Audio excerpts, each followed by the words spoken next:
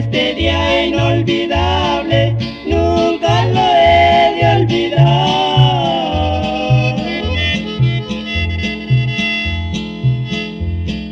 Cuando Jesús me alcanzó, Él se dignó en perdonar.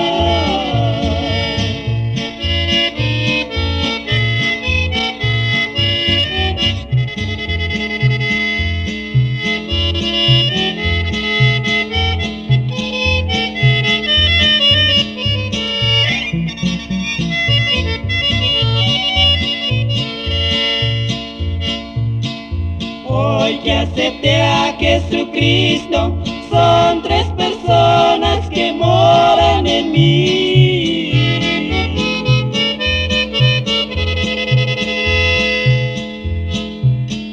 Para que ustedes lo sepan, hoy se los voy a decir.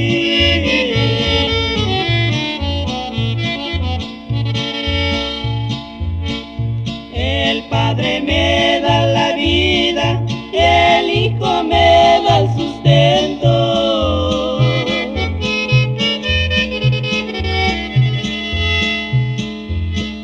Y